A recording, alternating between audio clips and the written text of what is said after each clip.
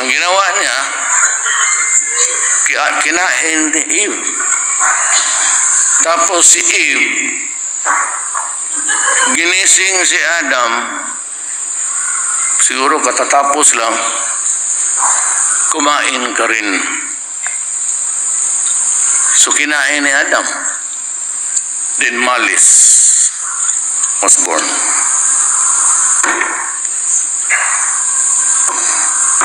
Who is this stupid God? Who is this stupid God? Who is this stupid God? Stupido talaga itong putang kung ganun. Stupido talaga itong putang kung ganun. Stupido talaga itong putang kung ganun. You created something perfect, and then you think of an event that would tempt and destroy the quality of your work.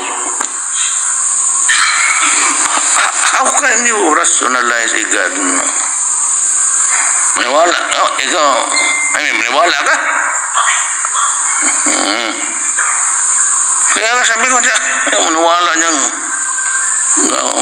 So tayo ngayon,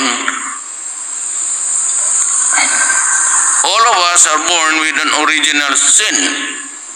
Ang original sin, ano man yan? Was it the first kiss? O what was the sin?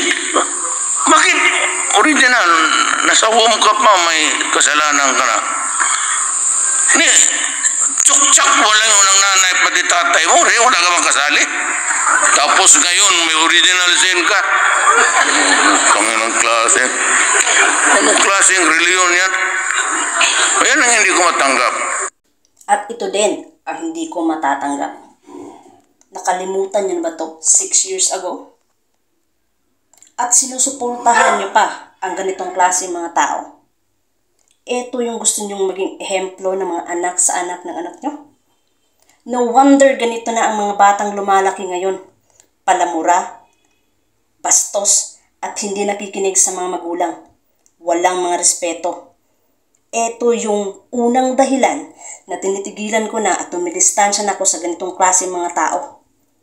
For I don't bow to people who don't have faith in God. Topic na dito, first sin. Pero hindi nyo ba alam ang unforgivable sin? It's blasphemy, which is ginagawa niya, mockery and scoffing God. Una-una sa lahat, wala siyang karapatan o sino man sa ating mga tao para questionin ng Diyos.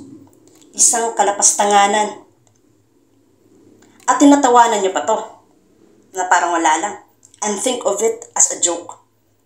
Na parang okay lang. Kung mga Duterte ang mag-joke ng ganito, okay lang. Pero pag ordinaryong tao, kukundinahin niyo agad.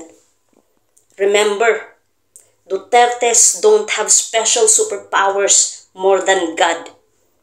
Hindi nyo lang namamalayan. Ina-idolize nyo na sila.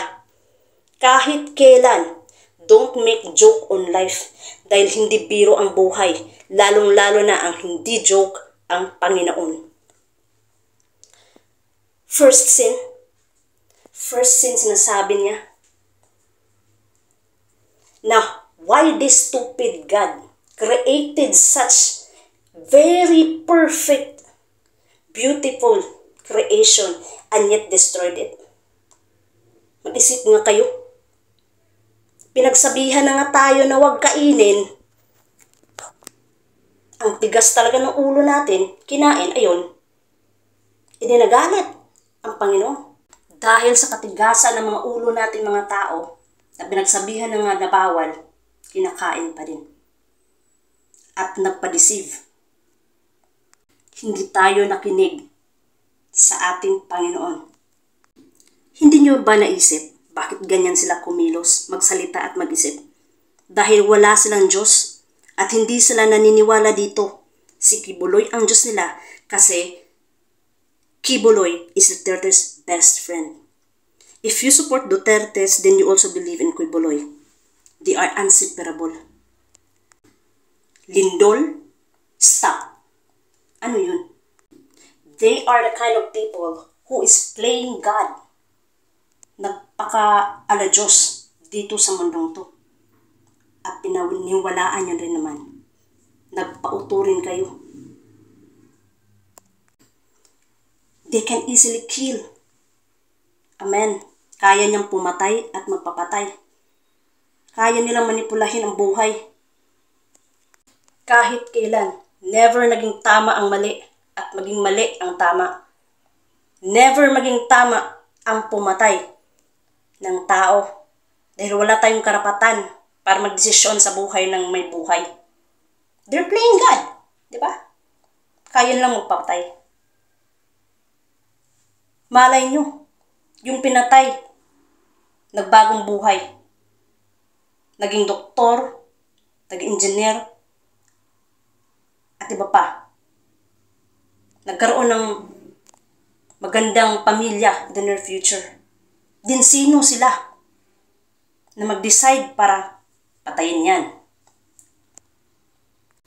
Masamang tao man o mabait, wala tayong karapatan para humusga ng buhay na may buhay. So, who do you believe the most? Duterte or God?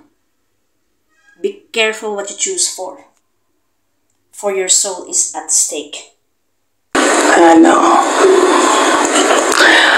They can drag me to hell. Pagdating nila dun, ako pa rin yung presidente ng impyerno.